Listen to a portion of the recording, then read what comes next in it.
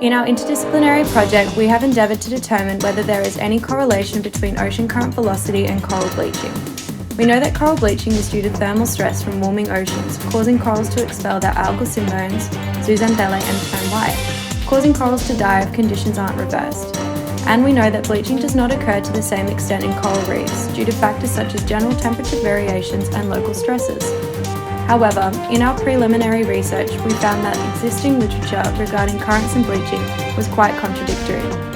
And so, here we consider how ocean current gateways, which can be seen in this animation, and the speed at which they regulate ocean temperature affects the extent of bleaching observed. The effects of ocean currents on coral bleaching are not as widely studied as the rising sea temperature. However, both are interlinked, making it difficult to determine the individual effects. Studies are contradictory, with some stating that higher ocean currents increase nutrient availability and therefore enhance mass bleaching, while others state that higher water flow causes increased turbidity and flushes out toxins. This mitigates coral bleaching and aids in recovery post-bleaching events. There is further disagreement on the subsequent causation of upwelling caused by ocean currents. DeCarlo et al. Argue that upwelling enhances bleaching by increasing nutrients within the water column, while Baryaktarov et al. States it mitigates it. Bringing colder water to the surface enhances vertical mixing, cooling the shallow water level and ultimately alleviating heat stress in the topmost water column. Clear is that coral bleaching is a complex mechanism with varying location-dependent factors impacting it. Wind, currents, upwelling, temperature transfer, and vertical mixing all contribute to coral bleaching in advantageous and disadvantageous ways. The data was sourced from Reef Check and the Australian Institute of Marine Science, combining data on bleaching and ocean currents. The two data sets were merged based on the coordinates from the Great Barrier Reef. In order to assess the relationship between current velocities and coral bleaching, we fitted a logistic regression model, a random forest model, as well as an SVM model.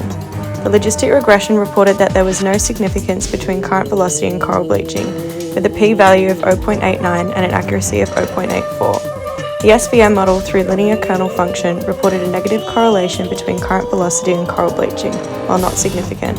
This was shown to be accurate with an R-squared value of 0.99, as well as supported by a small mean square error and mean absolute error.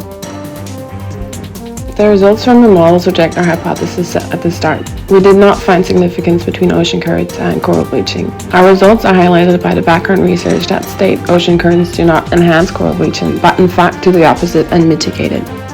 So what does this mean for future research and predictions? Using the results from all the models combined, an interactive map was created to allow users to make predictions of coral bleaching. This will aid marine scientists to make future predictions on the severity of bleaching. We do have to keep in mind that coral bleaching is a complex mechanism with multiple environmental factors weighing into it. So, where to next? Before we can talk in much length about subsequent research projects, we need to talk about the issues with our own project. Since even though our results are supported by the existing literature, this doesn't mean we've sufficiently explored all there is when it comes to coral reefs and ocean currents. Pre-processing for the project involved the data science students merging two separate datasets by coordinates, then narrowing down the area examined to just the Great Barrier Reef. This was for ease of processing and since our models are intended for Australian marine park rangers.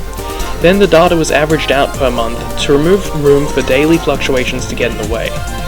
Though these modifications were necessary since we are but humble undergrads running tests on our own computers, they introduced limitations to the efficacy of our research.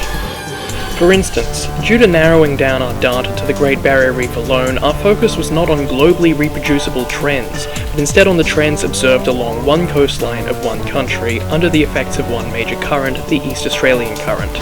This lack of reproduction in other areas may have brought with it some site-specific confounding variables that we were not aware of and thus could not have accounted for.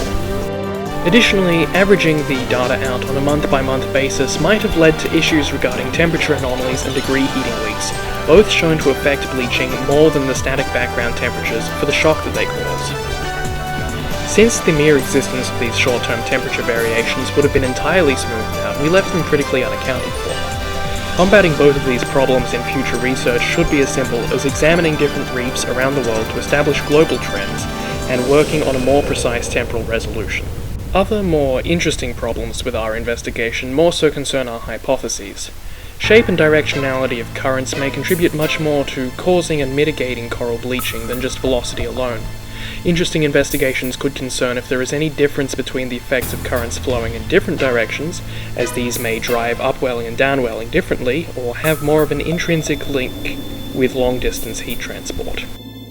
Another interesting topic would be if there's any difference between bleaching under straight-flowing currents and circular-flowing gyres, since those might trap heat rather than dispersing it throughout the ocean, potentially causing islands of static temperatures and less resilient corals underneath.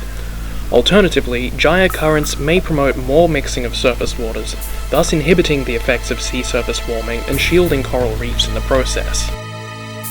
In short, our methodology did not entirely address sea surface temperatures satisfactorily, and we do not know for certain if velocity alone is indicative of heat transport and dissipation occurring. Thus, ultimately, it's clear that, wherever we go next from here, a much more specific approach than solely focusing on velocity will be required. Thank you, and we hope you enjoyed the video.